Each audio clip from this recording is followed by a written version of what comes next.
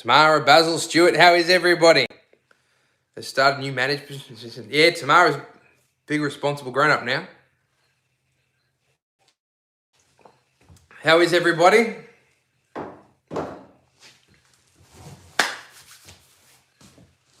We're all too busy talking amongst yourselves. Nobody wants to chat to me. So yeah, what we're going to do tonight, we've got 3 snakes who have all relatively freshly shed. There has been snakes shedding left, right and centre today. It's not just snakes, well, this week, not just snakes. We got just a handful that I picked up in this room is like everywhere. We got a brown snake skin. Check out that for a brown snake skin.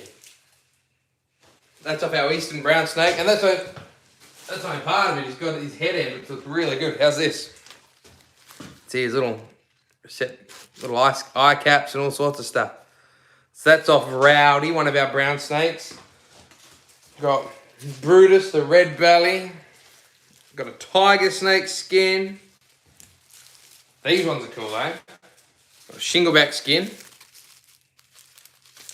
And our blotched blue tongue. You can see our little patterns and everything. So everybody's deciding to shed this week. I was looking in this morning going, oh, I don't know what animals I'm going to be able to use for a show. They're all shedding, but yeah, we've got a few skins off. Long time no see strangers. G'day, Carly, how are you? Michael, how are you, mate? That is so cool. Yeah, everybody asks what I do with the skins, and most of the time I just give them to my daughter and she takes them to playgroup and they use them for arts and crafts. They cut them up, they stick them on paper and all sorts of things. So yeah, they're not really much use to me. But we're going to get out a few snakes tonight. We're going to get out Brutus, the red belly. We're going to get out Rowdy, our big brown snake. And we're going to get out Spitfire, the biggest of our tigers. We should do a video on rainbow lorikeets. I'd love to do a video on rainbow lorikeets. I just need somebody who's got one that's happy to sit on my hand to say, yeah, I've got a rainbow lorikeet. You can come do a video. If I can get my hands on one to film, I'll do a video on rainbow. Actually, speaking of rainbow lorikeets, the mugs that we sell, Wicked Wildlife mugs, with Be Nice to Wildlife on them, and a rainbow lorikeet. Just because I think they're one animal everybody takes for granted. They're such cool little birds. Quasimodo, we can get Quasimodo out. Why not? Good morning. Happy Tuesday from Maryland. Maryland. Hey,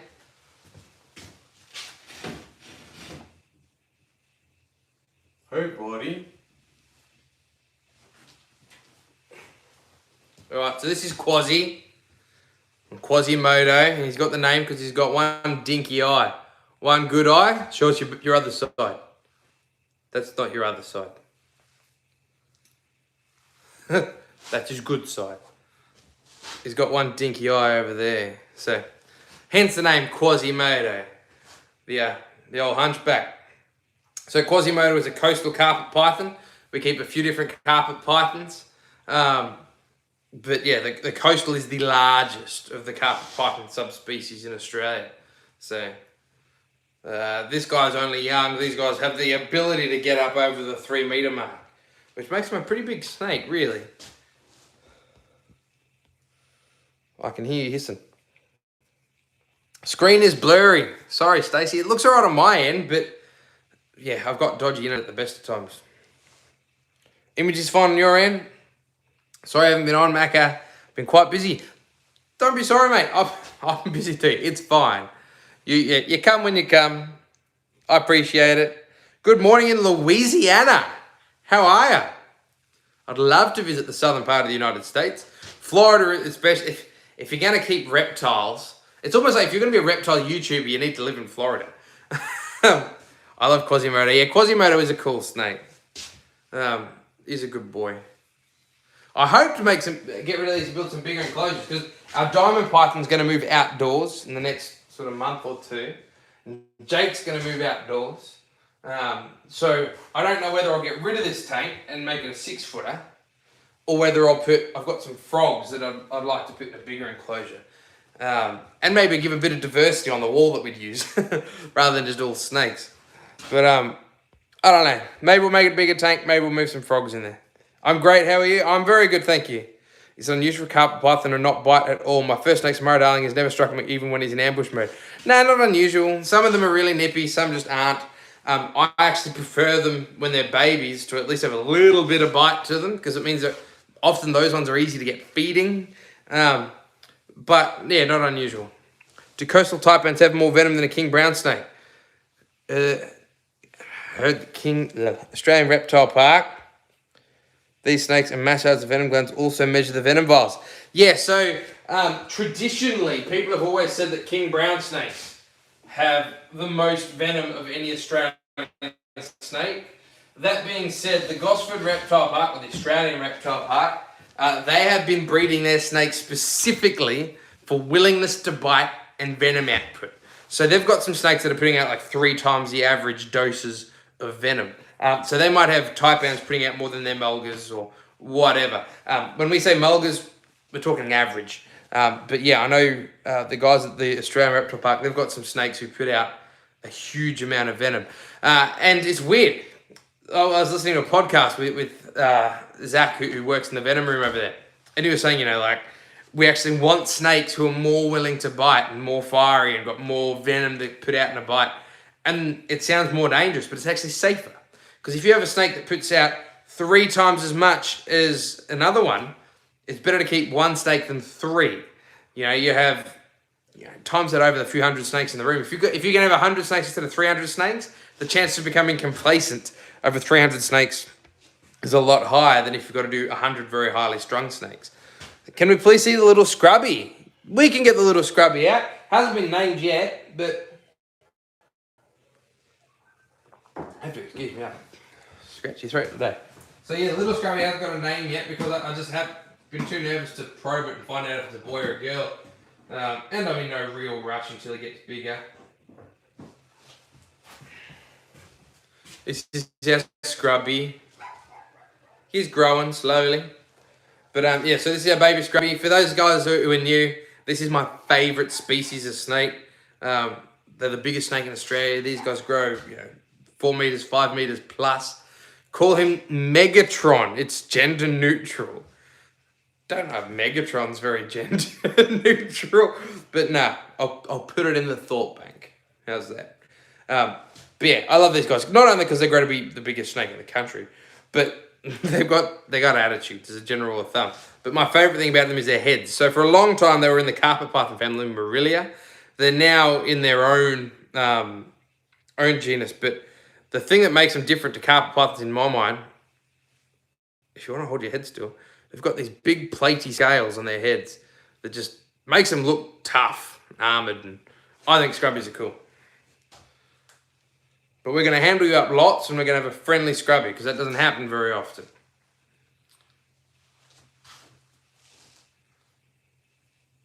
Call him Crikey, you reckon? In the next few months, we'll name suggestion in case it's a male. I love his Rambo. Name him Russell. Russell quote playing in the scrub. Yeah, I don't know. I haven't decided yet. But we'll come up with something. Not in a big rush. But yeah, we'll one little bit bigger and then we'll probe and find out if it's a boy or call him Bruce. That's very Aussie.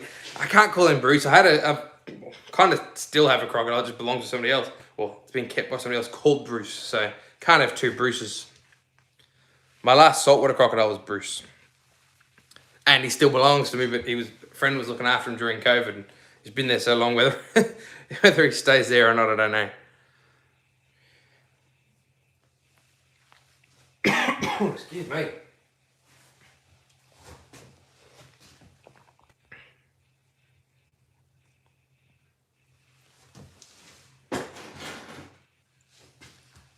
Who else have we got tonight? Is anybody else got any... Well, I can get out some other animals, but we've got a skeleton crew tonight. There's not too many people, not too many questions flying, so otherwise I just talk to myself, guys. And nobody wants to watch that on the replay. How about we get some lizards out? All right, we'll get some lizards. Lizards get a bit... Actually, I've got one lizard in here that I don't normally have in here. Just because I'm setting up her enclosure in here instead of in the house. Her name is Pancake. You're all muddy because you're sitting in your water dish. This is Pancake. So Pancake has not been in any of our videos because she normally lives inside the house, but we're moving Pancake out here. Pancake is my daughter's bearded dragon, and she's a central bearded dragon, which is probably the most popular pet reptile on the planet today, which is unusual because we're not allowed to export anything from Australia, and somehow there's probably more bearded dragons in the United States than we have here in Australia. Love your channel, great work, thank you very much. Can't stick around, but glad to pop by. Thank you very much for popping by, mate. I have a question about feeding. When do I switch from a weekly feeding schedule for carpet python? I don't really have any sort of set time. Once they're feeding well, and they're probably, I don't know, 3 foot, I'll go back to feeding 10 days, feeding 14 days. I've got a really lazy feeding schedule, and I'll be the first to admit it's lazy. Get out, Prickle. Prickle's my favourite. I love it. This is Prickle, our Cunningham skink. So yeah, when it comes to feeding schedules, I'm really lazy. I feed really sporadically. I feed these guys every sort of 2 weeks. It might be 2.5 weeks sometimes. It might be 1.5 weeks other times. And in my opinion, that's the way it should be. That's the way they eat in the wild. So as long as they're not lean. Is Pancake spiky? She is spiky, but they're soft spikes, except for the ones behind her head. Do you know a headlamp is a flashlight with a headband attached? Yeah, many Australians wear these to search for nocturnal animals. Yeah, I know that. I was walking around looking for bandicoots last night. Eastern barred bandicoots. That's how I spent my night last night. When you say keep your snakes outside in a pen, or do they run wild? No. So I've got some outdoor enclosures that I'm building. So think like a snake aviary. Yeah. So I want to move my diamond pythons outside, my Murray darlings outside, and I'd love to get southwestern carpets. I just don't know anybody who has it. And keep those outside as well. So yeah, on to this guy here. This is Prickle. Prickle is probably my favourite of all our lizards. She's a Cunningham skink. And just like the bearded dragon, she's spiky, but her spikes, they all face backwards. She actually looks pretty smooth. When you touch her, they're all keeled scales, so they're very, very sort of grippy. And the reason for this is they all face backwards. If she sees a bird or something flying overhead, she's what we call saxicolous, meaning she's dependent on rocks. So she sees a bird, she runs head first, little crack between the rocks. You can't pull her out. She sticks in there really well. Do I have any recommendations for enrichment? Enrichment for snakes? Moving the enclosure parts around. So like my enclosures, they're not my favorite. But I can't really move them around much. But I've got a sunning enclosure that I rotate them all through. So when the weather's warm enough, even the snakes that can't be kept outdoors, year round, they all go outside for a couple of hours or a day here or there. That's good enrichment. When I was working in zoos and I had all the time I wanted, I'd swap the leaves out of like koala enclosures and things and put them in snake tanks and have them look around. Sometimes I'll take shed skins, put them in different snakes enclosures, things like that. Just give them something to sniff at. But yeah, snake enrichment is something that used to be basically unheard of, but is now getting some more interest. That is how we hunt with alligators with headlights. Well, with crocodiles, I do the same thing. They eye shine them.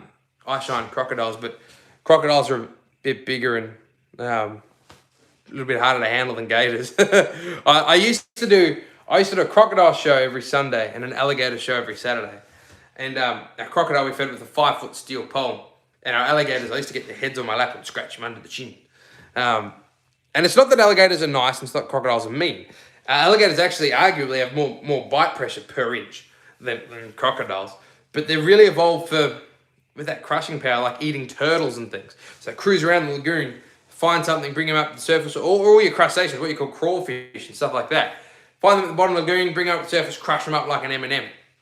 Crocodiles, and alligators can do it, but crocodiles do it for a living, is roar out, grab something, drag it back into the water. So when I'd walk into the alligator enclosure, I swear you could see in their heads going, I hope you come in here. Get in the water, I dare you. Whereas a crocodile is like, I'm going to drag you in the water. So they just think a little bit differently to each other. Both very cool to work with, but I really miss working with alligators. I like them. Found a leaf-tailed gecko the other day in the clothes cupboard. Is he pepped up with a strange noise? I wish we could find leaf-tailed geckos here.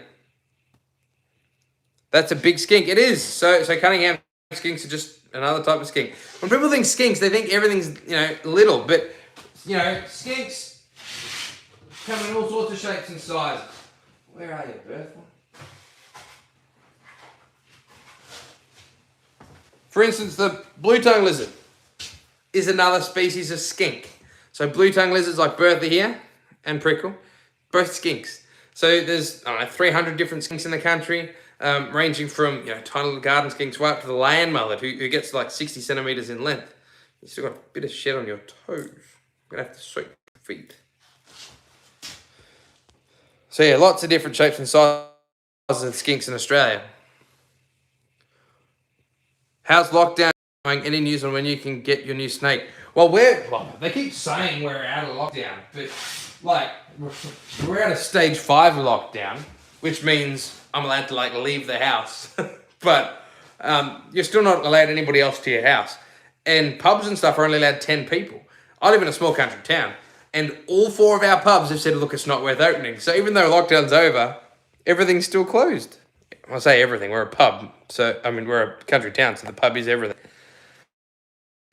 What snake would I recommend for first-time snake owner in Australia? It's funny, with snakes, and this isn't the answer you want to hear, I know, but with snakes, I don't like saying that this species is a good beginner's snake. And the reason being, let's say Mr. Spots here. Let's say Mr. Spots here. He's a spotted python. Fantastic snake for somebody who's getting interested in snakes.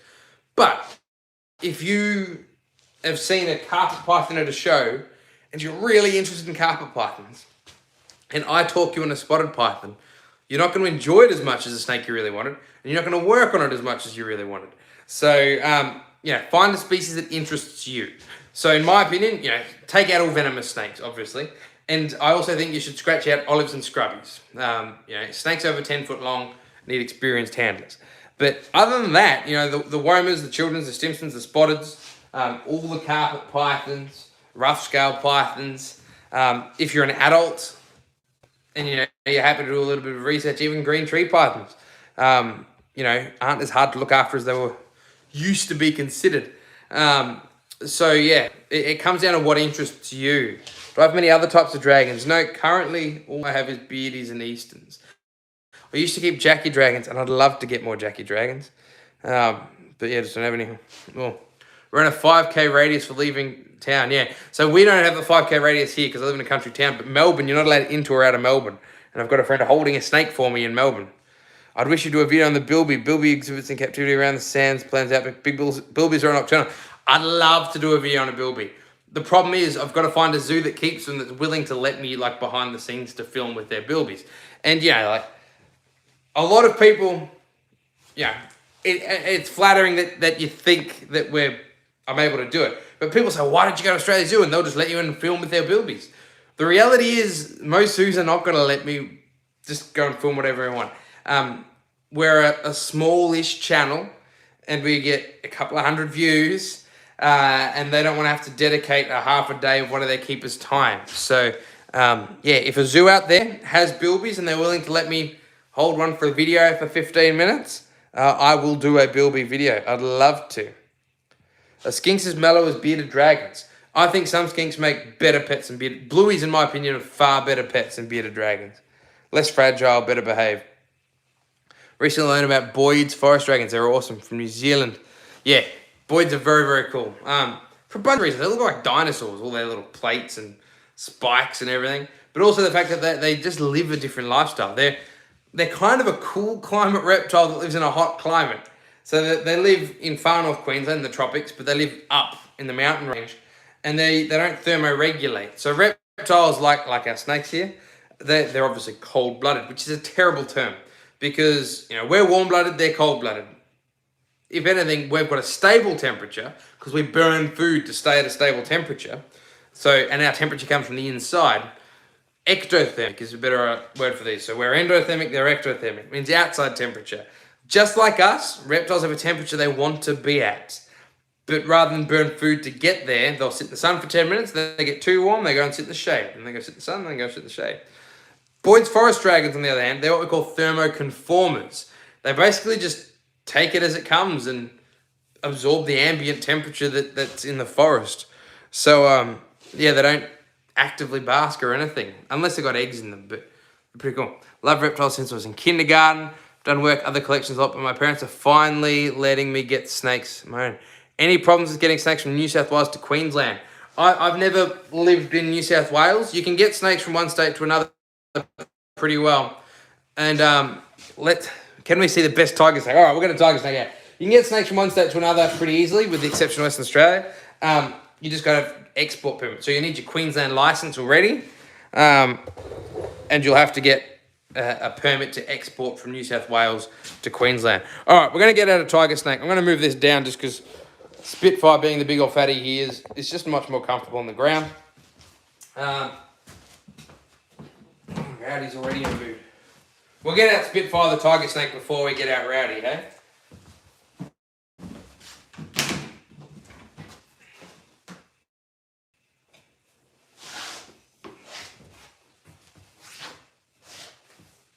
I should have set this floor first. So this is Spitfire. Spitfire is one of a couple of tiger snakes that we keep here, but he is by far the biggest. And he's also the only tiger snake that I've got that was born in the wild. You see, I'm not allowed to go out in the bush and just collect snakes. It's been illegal for a long time. We can't just take stuff out of the bush because we want them. Spitfire, on the other hand, came to me from New South Wales, and the people that they got him from was venom supplies in South Australia. So basically the facility that used to milk snakes for anti-venom production.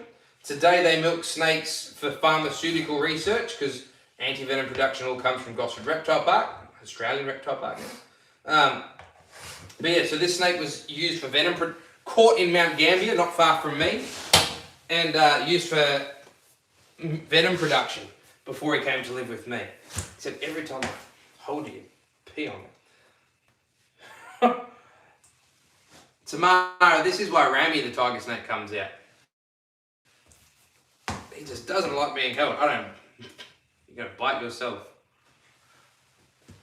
Look at this grumpy old boy. If I can keep you in frame. What are you doing? So, come back here. So while we've got our grumpy old Spitfire, so he was caught from the wild, so we don't know his age. He's been in captivity for at least 10 years. And he's a pretty big boy.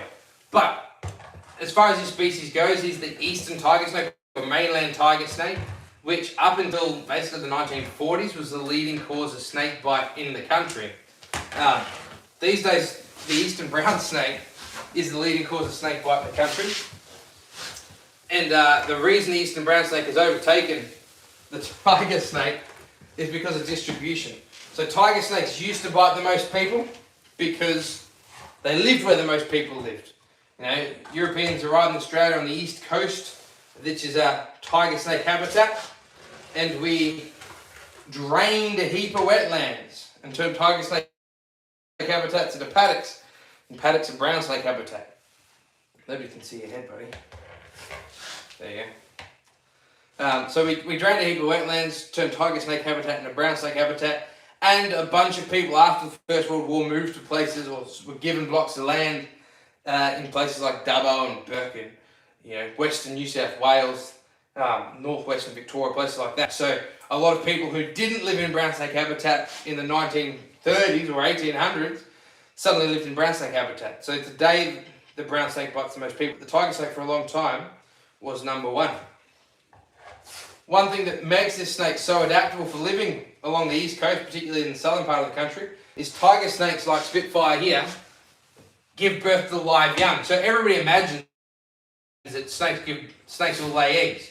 And something like 80% of reptiles on Earth today do lay eggs, but tiger snakes give birth to live young. And giving birth to live young means that it's really well suited to live in cold climates. Because if you lay eggs like the brown snake you're relying on that place being warm and pretty much the same temperature for the whole incubation, 60, 90 days. If you give birth to live young, they don't give birth the same way a person does. They still have a very primitive egg, like basically an egg membrane, a sac, that baby's born in and it just bursts open on birth. So basically they carry these eggs in their stomach from warm place to warm place to warm place, and they hatch internally. So by carrying them in their stomach means it doesn't matter if the ground's muddy or wet or cold or the temperature's not right. They can determine how warm those babies are by thermoregulating themselves. So very cool snakes, but you're not in a good mood. So we'll put you on back and we'll get out somebody else for a little while. I know, we can hear you hissing and huffing and puffing and trying to bite your own tail. And grumpy old boy who is.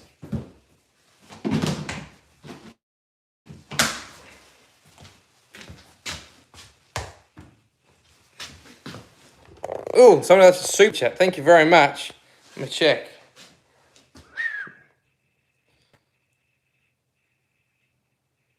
Want to see some real speed Spitfire on the ground going nowhere.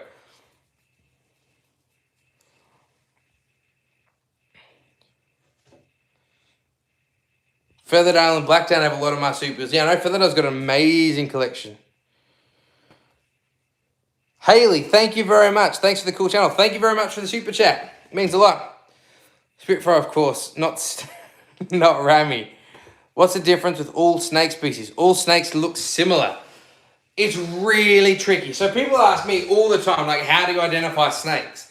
And I don't like teaching people to identify snakes because it's such a complex thing.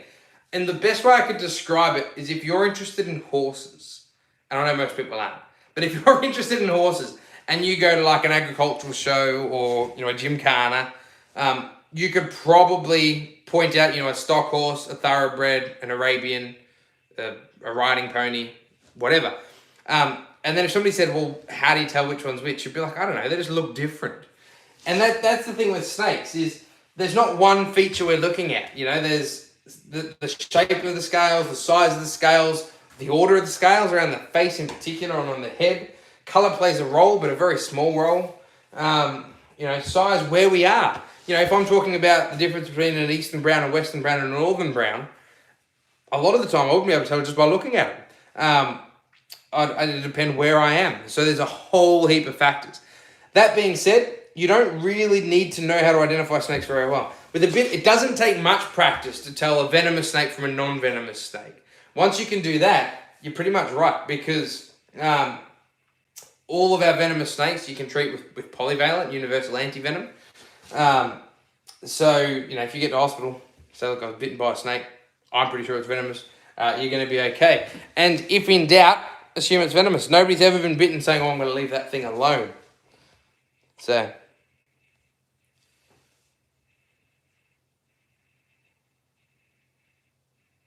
I'll make him end up on Dingo's Man vs. Reptile series. No, I'm not intending on that. Mind you, we'll get out of Brown Snake next, and he's always in a bit of a funny mood. Would you find tiger snakes and red bellies living in close proximity to each other? Yeah, they have similar habitat preferences, particularly here in the south anyway. They both like cool, wet places. So the two species are often found not side by side, but in the same sort of habitat. Got to probe them to find out their sex. Yeah. How do you tell a male from a female snake? So, as a general thumb, we probe them. Basically, we get a stainless steel probe, we insert into their vent, their cloaca, and we measure how many scales deep that goes. The reproductive organs are there, so male will go much deeper than a female. With venomous snakes, you can somewhat get an accurate guess by tail shape. So, males will have a tail that goes pretty much even. Females have a tail that gets skinny all of a sudden because she's sort of got a heavier lower body because she's got all these reproductive organs down there that he doesn't have to have. All right, while I've got the camera down here, maybe we'll get out our brown snake. Have I imagined sharing my place with 1,000 other creatures? Chris Humphrey has 2,000 creatures, has been on part of his TV show.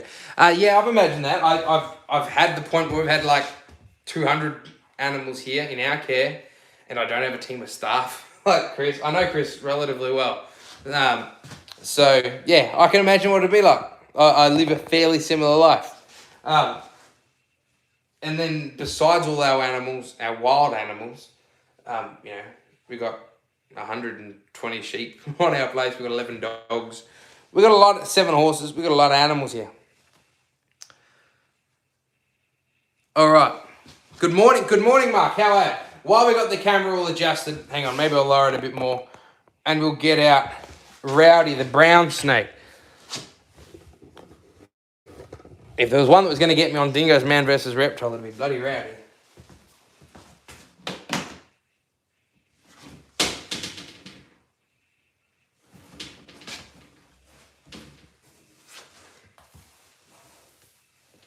Alright.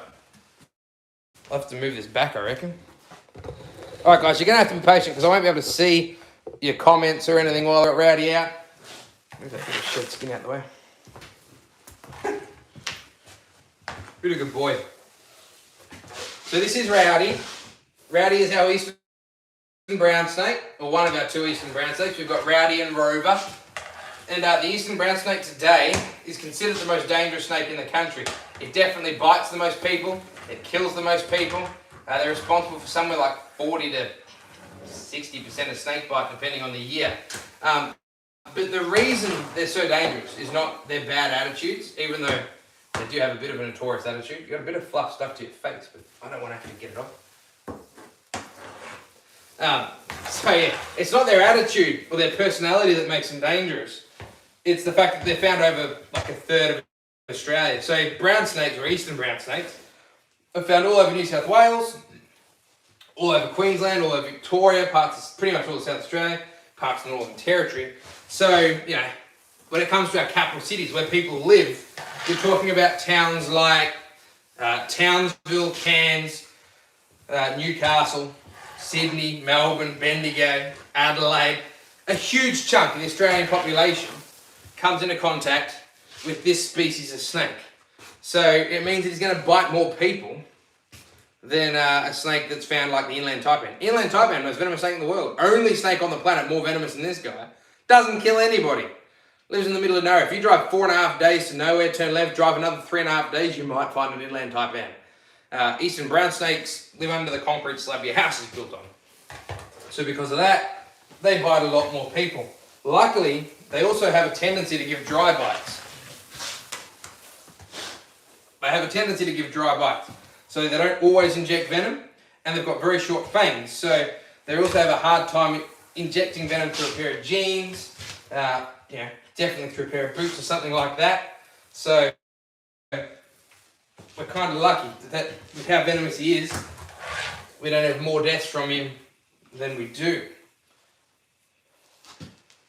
But he's a big boy. He's certainly the biggest brown snake I've ever had anything to do with. And you can see, I don't know if you can see very well, he's just shed his skin. You should be able to see him better, but he doesn't have much orange spotting. There you go. Just up on the top half of his body, he's got some orange spotting, which is usually a telltale sign. You're not going to help us. Usually a telltale sign with that it's an eastern brown snake. But like I said, you can't rely on colour. So if it's not there, don't assume that it's a children's python and pick it up, kids. Whew. All right, let me fix this tripod.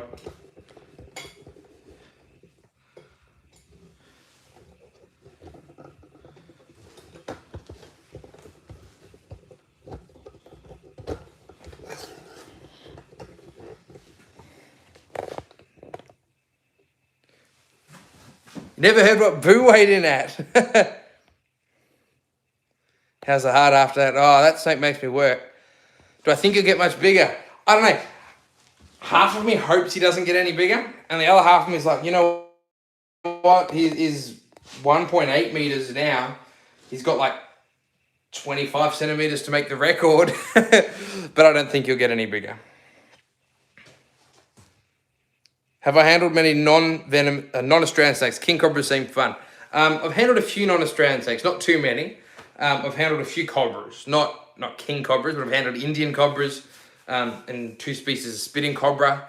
Handled Urukoan rattlesnakes and some like exotic non-venomous snakes as well. well. Yeah, we had retics and berms and all sorts of stuff at as well. So yeah, Boo weighed in at 25 kilograms. I am working on a video of tackling 10 questions about Boo. The thing with Boo is, it's funny, you know, people would think that the Wombat's an easy video to do and snakes are hard work. The other week, I was struggling to get a video with Boo. She wouldn't sit still, so I'm like, you know what, I'll go inside, I'll grab a venomous snake out, we'll do a video on snake safety. It's so much easier to do a video with a tiger snake than it is to do with a wombat. I saw somebody got a footage of 2 N-lands baiting the other day.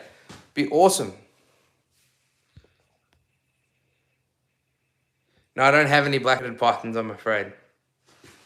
All right, we'll get out one more venomous snake, and then we might wrap things up early tonight, eh?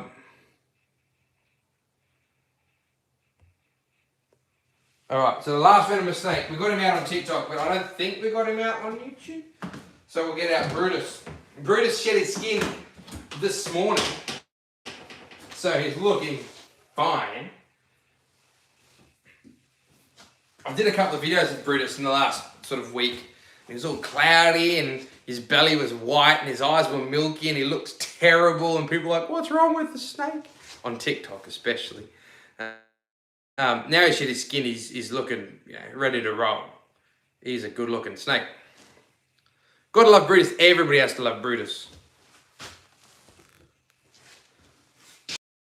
I look tired. I'm ready for bed, I'll tell you. This will be the last snake we get out tonight, I reckon. He does look good, doesn't he? He's back to his normal self. He started to get, most of my snakes, you know, a lot of my snakes get pretty stroppy when they shed, but Brutus is usually pretty good regardless of whether he's shedding or not. He goes off his food when he's shedding. That's pretty standard. But this shed, he was in blue or in his shedding skin for so long, it just didn't want to come off. And he started to get a little bit stroppy towards the end of it. But he's back to his normal curious self. Let me have a look at everything. Shiny and good looking. I swear his nose is light. You reckon? I'd say he's got a black nose. Well, maybe a tiny bit of brown on his nose. So, for those guys who don't know, red bellies, there's one species of red belly. Oh, there's a tiny bit of brown. So, there's only one species of red belly in Australia, but the further north you go, you start to get brown tips on the ends of their noses. Whereas down south, they're jet black from tip to tip. So he does have a bit of just a tiny red nose. Red bellies are the most easygoing venomous snakes. As a general rule of thumb, they're pretty good to work with, but I've met red bellies who weren't, that's for sure. He's just an easygoing individual. I've met other snakes that are also easygoing, but not many that are as good as him. Update, he just had one of his browns out. Yeah, I did have one of my brown snakes out. I'm not getting him out again. Too tired to be playing with that snake twice in one night. But, yeah, he's a good boy.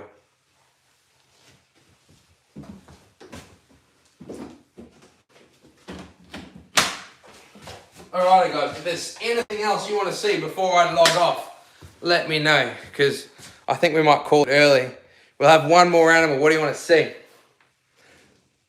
Do I have an Eastern Brown? Yeah, I have an Eastern Brown. I've got 2 Eastern Brown snakes, Rowdy and Rover. But yeah, we won't get them out again. I've just got Rowdy out a little bit ago, and he's determined to kill me. So, yeah. My favourite snake handling items are snake tongs and a snake pinner. I like to get a snake pinning, like a pin jib, because they're handy to have around, but I don't like them, and I don't like tongs. So, that being said, I learnt with just the hook. So, a hook is what I'm the most comfortable with. I've had tongs before, and I use them for feeding crocodiles and feeding venomous snakes. The only pair of tongs I have now, they're not even snake tongs. They're my mother-in-law's little grabbers, because she was in a wheelchair so she could reach things. And I don't use them for handling snakes, obviously, but they're just good when I've got in the venomous room, you know, just to reach a bowl and pull one out. Pull a bowl out or flip over a hide or something like that without sticking my hands in. So yeah, I don't use pin sticks and tongs very often. His golf club hook, because Rami won't send his ones. That's right. But the golf club hook works. Every hook I've ever had has been made myself. So Rami, one of our Patreon supporters, has said that he's going to get me one, but make me a hook. But until then, I'll just keep using the ones that I've made. All right, guys. I think we're going to wrap things up there. Take care, Nick. Enjoy the live. Got to go and have a safe, careful night today. Yeah, it's like 9:30 or something now, so I'm ready for bed, and I've still got to feed some possums. So thanks again for your time, knowledge. Thank you very much for listening. All right, guys, we're going to wrap things up there. But as always, if you haven't, left a thumbs up, we've only got 14 thumbs up. There's 32 of you guys, so make sure you leave a thumbs up. The more people who like our videos, the more YouTube shares our videos, the more we grow, and the more we grow, the more we can approach zoos and wildlife parks and try and get in to film at their facilities, because you want more videos, I want to do more videos, but I've filmed everything I own. So if we want to keep doing this, we've got to grow big enough that we can visit some zoos and wildlife parks, things like this. So yeah, make sure, that's right, make sure you keep leaving those thumbs up, guys. You subscribe to the YouTube channel. And if you do want to, join Tamara and Rami and a few other guys as one of our Patreon supporters, we've got a private Facebook group where you guys can chat amongst yourselves and talk to me and get some behind the scenes videos and stuff like that. Support us on Patreon as well. But other than that, guys, thanks for watching tonight. Sorry it's not been as long as normal, but yeah, I'm ready to hit the hay. But check on back. Hopefully this Sunday we'll have a wombat video out. If not, I'll be live again next Tuesday. Have a good one, guys.